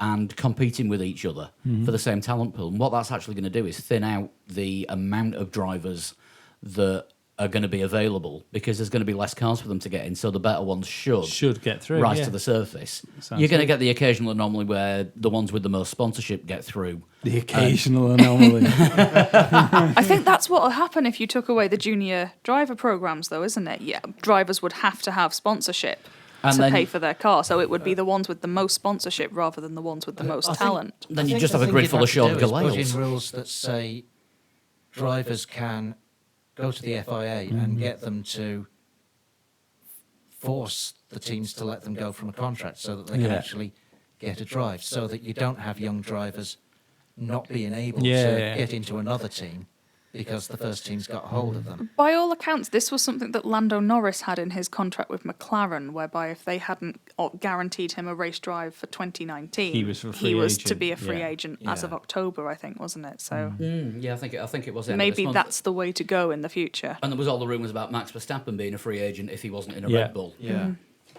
So, And I think that's the way to do it, only I don't think the teams would voluntarily put that in contracts. No. They'd have to be forced, or you'd So- have to have a good manager. Yeah. So you make it something that the FIA as the overseeing body can enforce. If a team wants a driver and a driver wants to drive for that team, and the team they're contracted to isn't giving them a seat, Yeah. then they should be free to drive for the team that wants them. Yeah. See, all our talks about to the 2021 rules are almost useless. Whatever the cars are going to be, whatever the engines are going to be. Is that because the FIA don't listen to us? Apart from that, but saying that though, we are going back to just hards, mediums, and softs, aren't we? Next Yeah. year, I remember another person for a good 2 years saying we should just take those tires and whatever is the hardest should be the hard going down. yeah, we want to thank Sean Kelly for saying that when he was on the show. Wasn't Sean? It was me. It does sound like something Chris would say. Yeah. Yeah. Or was it Dave Daddario that said it that time that he was on? He's just got a nice name. So I won't say anything bad about him because of it. Yeah, all these rules mean absolutely nothing if they don't sort the finances out for Formula One. If the lower teams don't start getting more money, it doesn't matter because you're still going to end up with a Formula One that looks a bit nicer in the same situation. Yeah, I can't argue with that. You know, that's the big thing they need to worry about, and that's the argument that gets skirted around because nobody wants to give out more money. Formula One doesn't seem to move in a direction which is going to make more money. You know, it seems to be moving on like the same way it always has done. I don't see how they're going to make more money just going into the streaming service because that's still not going to bring in as much money as free-to-air television. You know, and that streaming service seems to be the way they're going to go with it. Yeah, but the problem is free-to-air television appears to be dying off. You think? Yeah, I mean, look. Tell that to YouTube. Oh, I mean, free-to-air streaming is a different thing from broadcast TV. Yeah, but I mean, Yeah. like, that doesn't matter, regardless of what the platform is. Oh, right, I get what Yeah. you mean. So, yeah, they'd make more money from making the races available to watch live for free. Yeah, absolutely. I don't see them doing it because they're tied up with this lucrative deal with Sky. So Sky are going to try and ride the back of it as long as they can, given the fact that their subscription service is now, when you look at everything else, so fucking antiquated. It's crazy. Yeah. And it seems obvious that if people who don't watch races can't see the races, No. then you don't get new fans. Yeah. So there's so much more that needs sorted out in Formula One rather than the shape of the cars. I mean, I think what Formula One are doing on that side, they're trying to unpick everything that Bernie put in place. No, but I don't think they are doing. They seem to be pushing straight ahead with it. Even down to the streaming service. That was Bernie's idea, but he tried it before the technology was there for it. Yeah, I mean, 15 quid to watch a race was excessive. Yeah, but I mean, I imagine back then the reason it was 15 quid to watch a race was because it cost so fucking much to implement. Yeah. I thought we'd have had much bigger pushes towards fan-friendly Formula One by now with Liberty than what we have been doing. What we seem to be finding is that the fan access appears to be more publicised VIP tickets for people. Yeah. Yeah. It's not fan access. It's HSBC book blocking tickets access sort of thing. You know what I mean? Yeah. So there doesn't seem to be this. You know, the F1 hot laps, what FTSE 100 and Fortune 500 company directors are being taken around the track this week. Yeah. That's not fan access. Yeah, well, Even the F1 experiences, it's access for the people who can afford the Rolexes that are Well, advertised. so what did they reckon the F1 experience at Silverstone was like $5,000 a ticket? Jesus. Yeah. I mean, yeah, that's. Yeah, so some I would fans can love get to that. meet Jenson Button, not for £5,000. You'd have to pay you considerably more. Yeah. The other thing I've got written down here, which kind of segues into what to do with young drivers, is 3-car teams. I'm for it. I've been for it for a while. This is a Toto idea, isn't it? Where he wants the third car designated for a younger driver. Which would obviously suit Mercedes at the moment, given their situation. They've got more on the books than Red Bull have had. I don't like the idea though. I messaged Craig Scarborough today about this to ask what he thought about it. He said he's not personally in favour of 3-car teams, and my thought about it was, what if we got rid of the Constructors' Championship, which he wasn't particularly into either. I can understand why, but to me that's the only way to provide 3-car teams is to abandon the Constructors' Championship. You'd have to spin it. That's all it needs is a good spin doctor behind it, so people don't feel like they're losing something. It's just, well, obviously, why would you need a Constructors? Because the best constructor is the one that wins the World Championship. Yeah. You know, that's It's very Simple. rare that the two championships go to a different team. Yeah. And realistically, when it does, all you're doing is rewarding consistency for the number 2 driver in most cases. Or sometimes rewarding not spying. Yeah. I'm trying to remember the last time it happened where we went to different teams, and I think it might have been 99. I think it may No, have. I think there was one more recently where I think maybe Red Bull won the drivers and Ferrari won the constructors. Yeah, Pretty I think sure there's the something 4 like that that. Red Bull won, they won both. Did I'm they do the fairly Oh, certain. yeah, because they were the first ones to do it, weren't they? I To think win so. all 4 in a row. Maybe it was a Mercedes championship and Ferrari won the constructors. Possibly, yeah. Yeah. Might have been last year. No, I'm pretty sure Mercedes Did got they? both No, last year. Mercedes Did they? definitely got constructors last year. But They got that before they got the drivers. realistically, do you think that on a race-to-race basis, anybody would miss the Constructors' Championship? Really? I don't think so. No. Sponsors of the constructors. Yeah, but again, that's how you spin it, though, isn't Yeah, it? yeah. I don't care. MotoGP has a constructors. We found this out on this podcast when we talked about this very thing. I had no idea. 2008, Hamilton won the driver's title, Ferrari won the constructors. Oh, there we go. The Is- Heikki Kovalainen I was going to say, is that effect. because Kovalainen was shit? So Lewis Hamilton won the driver's title. Heikki Kovalainen So- lost the constructors' title. So the secret here is you need to have a good fin. Yes. There's your I number love two. I love the idea there of having the best car on the grid win the world championship, but not winning the world championship. The Kovalainen paradox. I'm going to see them in a couple of weeks. No, come on. There is no way. They would be a Swedish prog band. And I don't mean your type of prog either. I mean my type of prog. Hey, I've been to see the Von Hertzen brothers. There are three of them. They're brothers. They're all called Von Hertzen. Nice. I have no idea who they are. They're closer to your type of prog, actually. Are they? Yeah. I'll have to have a listen. Send you some links. Yeah, I think it would be good, but to get rid of the Constructors' Championship after the amount of fuss that's been made over it for the last, certainly the last sort of 25 years, it'd take a hell of an attitude shift from everyone concerned with Formula One. Oh yeah, absolutely. But I think Formula One kind of needs a concerted effort of it needs to change in some ways, and if that's kind of not necessarily ripping the whole sport up and starting again, but I think Formula One needs to show it's willing to evolve now. Yeah. Yeah, there's still a lot of the mindset stuck in, I'd probably say, the 60s and 70s with the way that things are done, possibly going back even further. Yeah. You know, the whole old boys club, it's still there. It's still kicking around, even though it's a new generation of old boys. Yeah. The other thing you've got to think is that how damaging 3-car teams could be if you had a really dominant team, and how stale it would start looking if you had it's not just 1-2s you're getting now.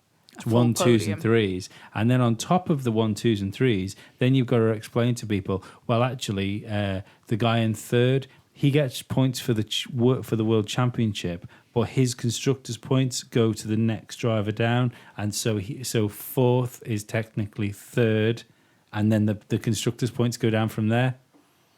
Yeah. Do you know what I mean? Then it becomes convoluted. If you're going to have cars, they all need to score points. Or just the highest finisher. Yeah, but then But it's still convoluted. yeah, that way. that's what I mean. Like, but if you have like a top three, then fourth is third essentially for the constructors, but it's Yeah. not fourth, it's not third. So, Maths. and then what does that? That means 11th would get constructors points, but not world championship points. Yeah, what's wrong with that? It's confusing. You've got 10 teams. Yeah, If you're the first team, you score 25 points. Yeah. If you're the second team, you score 18 points. If you're the third team, yeah, but you wouldn't if you were one team, you wouldn't score constructors points for that. So So- that'd go fourth. if Mercedes get 1, 2, 3 and Ferrari get 4, 5, 6. Oh, it's easy to Uh, work out. It's easy to work out. But what I mean is, we're talking about trying to make the sport more accessible and easier to understand for people. And then an already reasonably convoluted point system becomes more convoluted. Yeah, I mean, there are other ways of working it out. So you add all the points of the drivers together for each team, and then you give constructors points based on the overall finishing points of the drivers. But that just becomes more complicated. You're back to fuel tokens. What do you guys think? And Gal, sorry. I would like to see more good young drivers in Formula One, but I don't know how you do it. Short of having 4-car teams and you randomly get drawn into race A or race B. Well, we're sort of working towards 4-car teams at the moment with Yeah. Red Bull Toro Rosso, with Red Bull's got 4 cars. It just doesn't tell anyone. yeah, Yeah. with Ferrari, Alfa Romeo, Haas. Yeah. 6-car team. Yeah. Yeah, it is. It's certainly the 3-car team is certainly something that suits Mercedes because they don't have that B team that they can send a driver to. They have done it a bit with Force India, but they don't have the same ties as Ferrari does with their 2 customers and the Red Bull situation. So it's an odd one. To be fair, I don't think Haas can be called the Ferrari C team anymore, no, I think really. they've moved away from that. Yeah. Let's say how much of next year's car is this year's car. Oh no, I'm sure they're going to buy all the bits they're allowed to buy off them. You know, and Dallara are going to build the chassis and stuff. But if Haas was really like that closely tied with Ferrari, there would be a Ferrari junior driver in that team. And there's Yeah. not. They tried, but Haas had a veto on it, so Yeah. they stuck with their drivers from last year. Yeah, because they did want Giovinazzi in it this year, didn't they? Ferrari wanted Giovinazzi. Yeah. Yeah, I don't think 3-car teams are a bad thing in themselves. It's just that there's a whole lot of other stuff you'd need to work out around them. I wouldn't mind if you were going to have a 3-car team.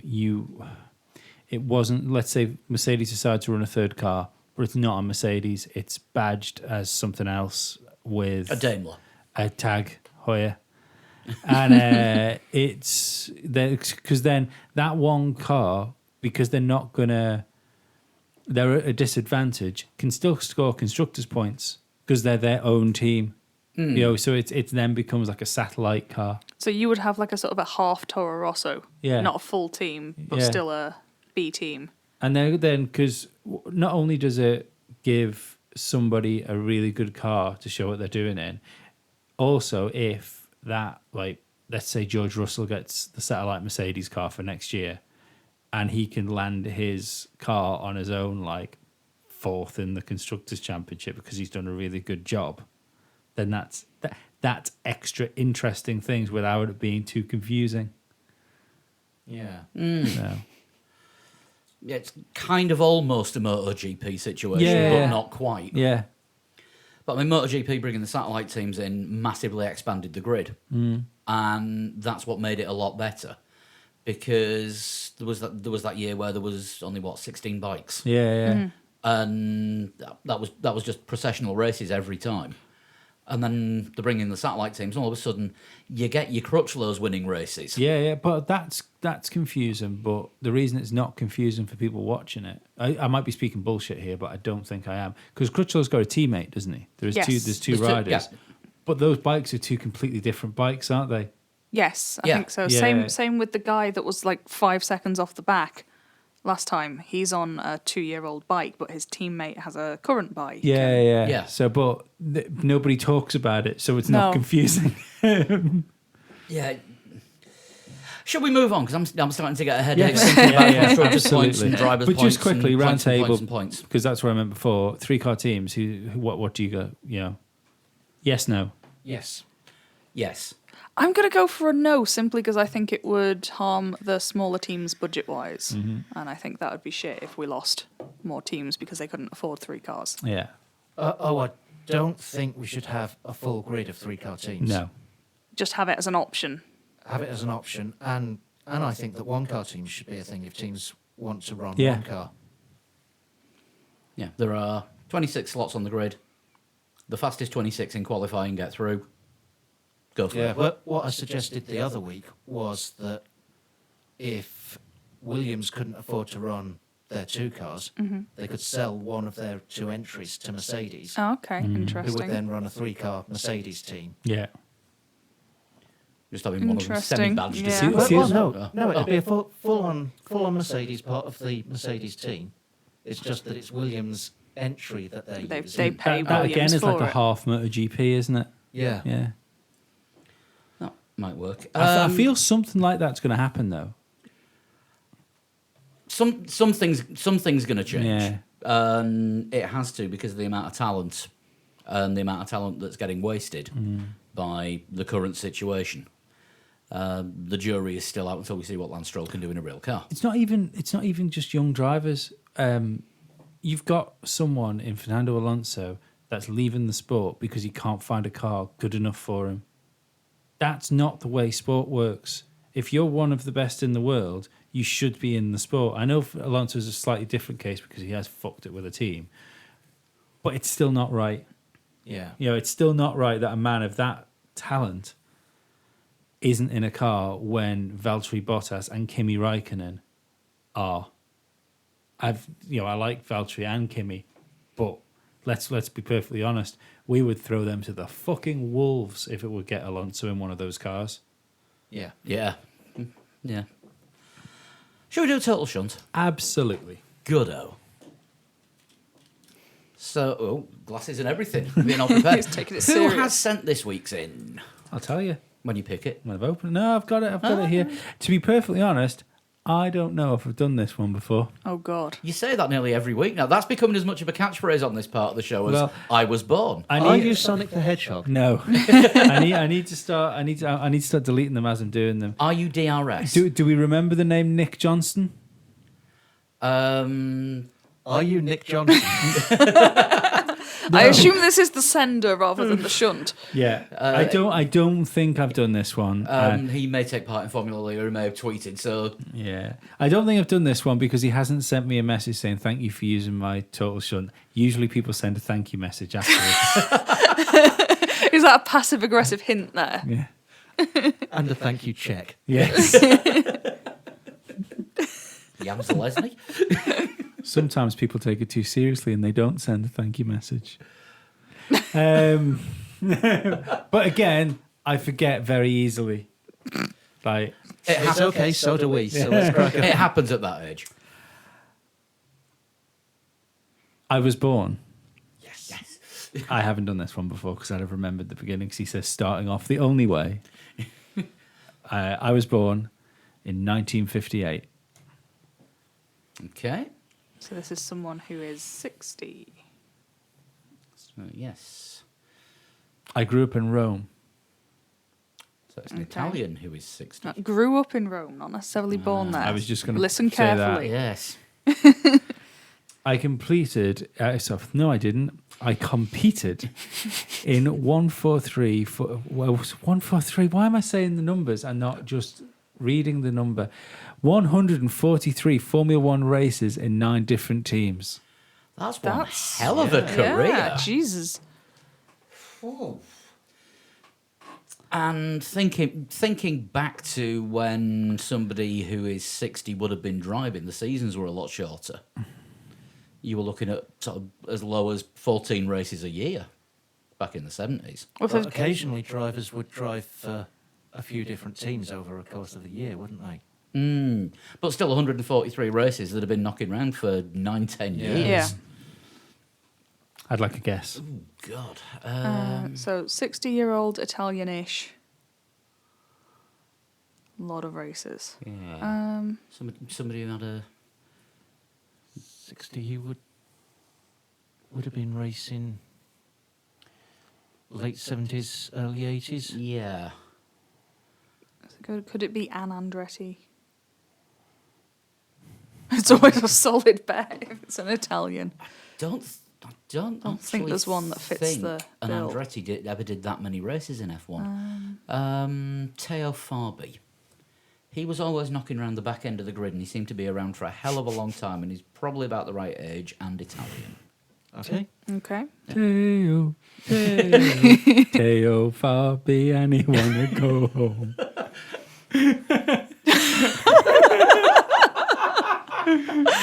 Oh my God. We'll go for that as the first guess, but...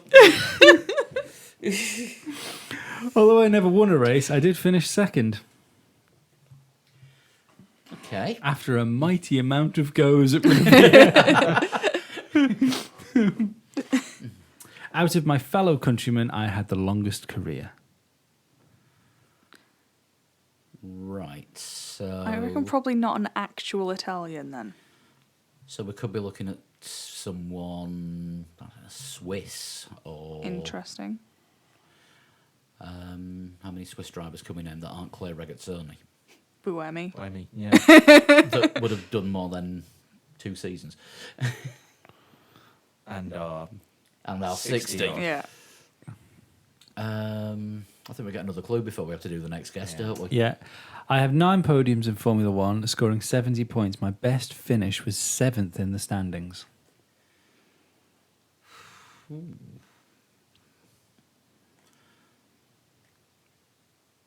So, well, how many Italians have done actually 10 years in F1? Because we Fisichella, would he be kind of up that neck of the woods? He wouldn't be 60, would he? Well, no, I'm just no. trying to think of who would have done more Yeah, than. so if it's someone we can think of an Italian that's done more than about 10 seasons, then we're not looking for an Italian driver, just someone who grew up in Italy. Right. I got what you were going Yeah. for. I knew what Truly. you were angling at. quite a few. Oh, he yes. was around forever. Still finishing off a race, I think. Stuck behind Max Chilton. So yeah, I think it might not be an Italian. now. Yeah. So someone that grew up not So we could. someone that grew up in Italy but isn't Italian. Yeah. Claire Ragazzoni's probably too old. I imagine he would have finished higher than 7th as well Yeah, in a World Constructors. I would look it up, but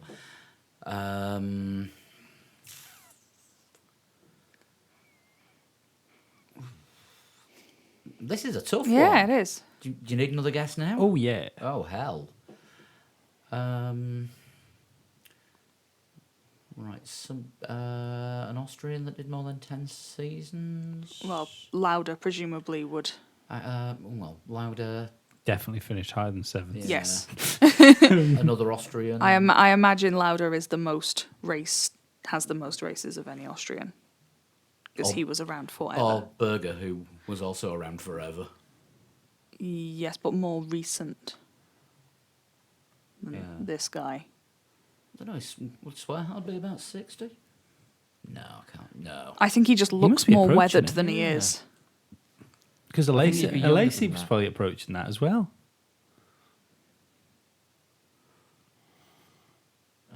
Then again, Berger's won a race.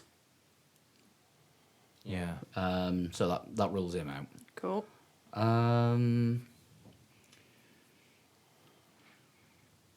only other Austrian driver that springs to mind that I can think of that possibly might be about the right age is Philip Oertel.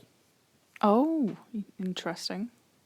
I've never even heard of him. He's the Philip Oertel off of. Is he the Philip Oertel that runs Oertel Racing in the Moto 2 or the Moto 3? I think that it's in that family.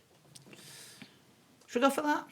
Why not? Yeah. Yeah, nothing better. Philip Oertel for the second guess. My final podium was in the 1989 US Grand Prix in Phoenix, Arizona. Hell, fine.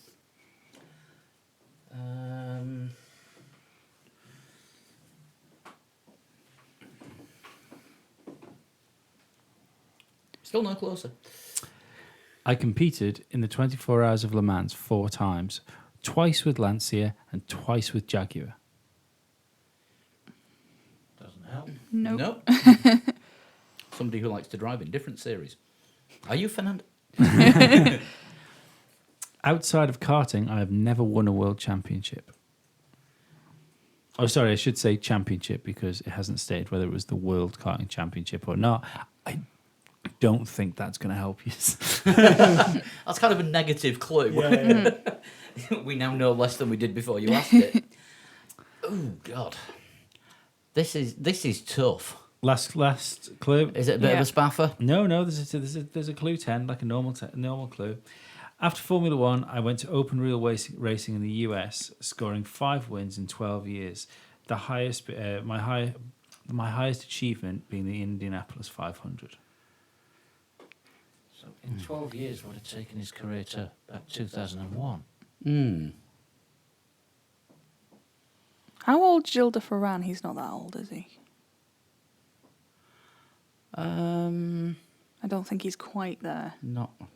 I don't think he works for most of the clues, to be honest. Either I just got interested in the Indy. So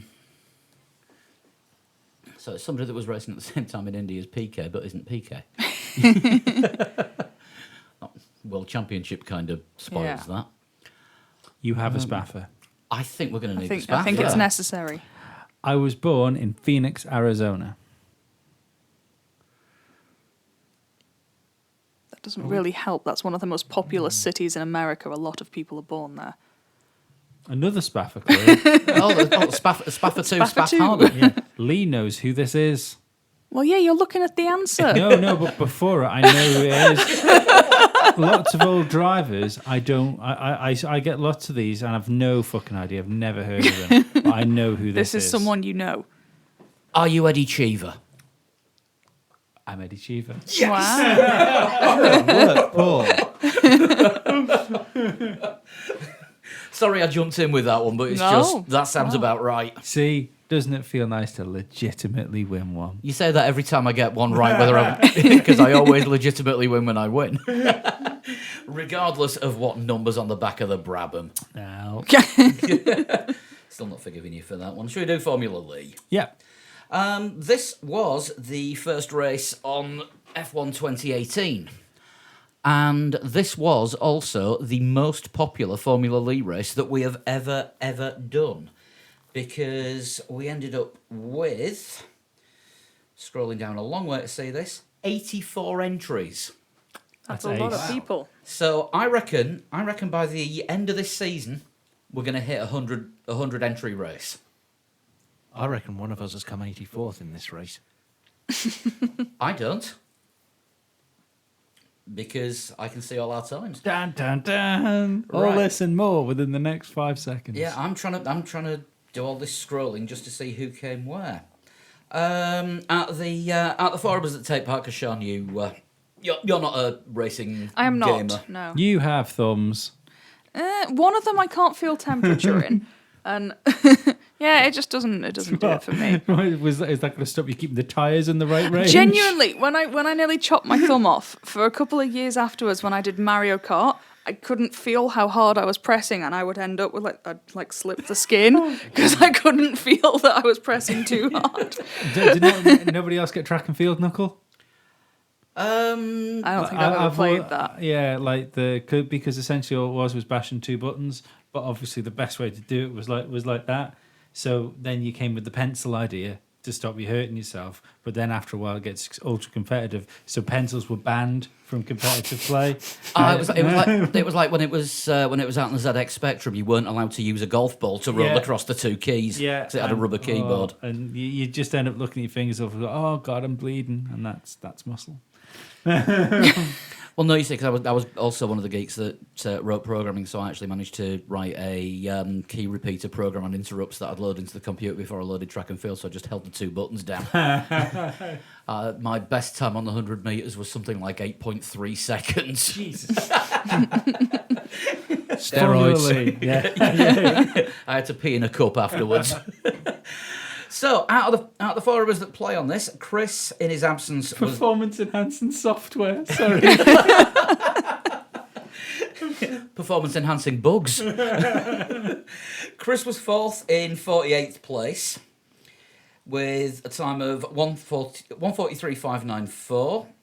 Lee, you were just 2 places above me in 46th, 143.288. Dan, I'm sorry to say, yes, I did try and improve my time today. So overall, you came 33rd with 140.841. And I came 25th with 140.275. Top 20, we've got a few new names in here. 20th place, to get into the points, you needed 139.873.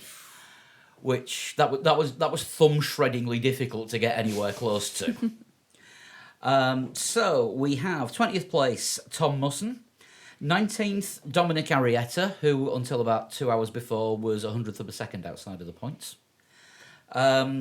In 18th was Patrick Daly. 17th, Alberto Roldan. 16th, Jacob Wilcott. 15th, I don't have your name because you've sent this one to Lee on Xbox, but let us know who you are. iWart2003. Is that a new Apple product? Yeah. 14th, For witches. 14th was Pete Bull. 13th, Richard Frank. 12th, Nick Richardson. 11th was Timmy Bristow. And top 10, Chris Olby was 10th. Travis Parker was 9th. Apparently him and Timmy had this competition going on, and Timmy's never beaten Travis yet, and he thought he was beating him until last night. So, sorry, mate, Travis beat you again. 8th was Mike Camping. 7th for Will Coates, who broke his brake pedal on the circuit and now has to use his clutch pedal on his setup as the brake. Whoops. We take no responsibility for the heavy braking round Singapore. We did not design the game. Max Williams was 6th. 5th, another one that I don't have the name for, but it's somebody on Xbox. It's P18MLM, so let us know who you are. Top 4, Bradley Chambers in 4th. Ollie Vestley in 3rd with a time of 1:38.305. Ice Cream Recommender Alessandro Popolani in 2nd, 1:38.163. And winning it this week, with a name like his, he has to win. 1:37.865 for Ayrton Antonucci. Good work, Who Ayrton. was born. He is a potential future total shunt. So, we have a 2-week challenge this time, and it's for Sochi. And I think we need to use a modern car because there was a little bit of shenanigans about which car to use because some people didn't have the DLC pack with the Bron in it. Yeah, I didn't realise Braun came as a DLC pack. We'll have to check that out so we know which ones are the base cars. Yeah, for the future. I didn't know until somebody Yeah. kindly pointed out on Twitter. It's a twat when they do that because you split communities for things like this. It's not right, is it? Damn those paywalls. Yep. Well, we'll have it wet because you had it easy last race. Easy. That Bron's back end is not attached to the front. So yeah, we'll have a It's like wet driving a Slinky. wet Russia. A White Russian? Is it? Yeah. Wet Russia, and we'll have what haven't we had? Well, we haven't had many. We've only had one, haven't we? We've only had one, but it's none of the current cars. We'll make it easy if it's going to be raining. We'll have a wet Russia with a Williams.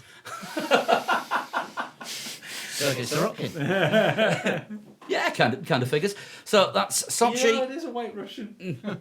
Sochi in the wet in Williams. 2-week challenge. So you will have until 7 o'clock UK time on the 1st of October, Monday after the race. That's about it, really, isn't it? Yeah. If you want to get in touch, if you want to send your Formula lead times in, you can drop us an email, 3legs4wheels@gmail.com, or send us a tweet at 3legs4wheels, or you can also tweet us individually at Dan Dankleton. At a total shunt. At Sean Cowper. Pablo100, and if you want to get hold of Chris, he's at Flood21. You can get us on Facebook. If you go to facebook.com/3legs4wheels, you'll be able to find us there, comment on posts, post something yourself, send us a message, get in touch however you want. We're on Instagram, which occasionally gets used. Don't think we're on Drive Tribe anymore. It got shut down because we weren't using it enough. Probably my fault. And there's an extra show that we do every week on Patreon, where you can donate anything from $1 a month upwards, and everything goes towards paying our running costs for this. And it's sometimes entertaining, sometimes contentious, sometimes not safe for... Anytime not safe for work. Always good value. But always good value. If you go to patreon.com/3legs4wheels, you can see what it's all about there. And we just want to thank all the patrons that have signed up and donated for basically keeping us going. Yep. That's it. We'll be back in a week's time. We'll be previewing the Russian Grand Prix, I think. Anyone?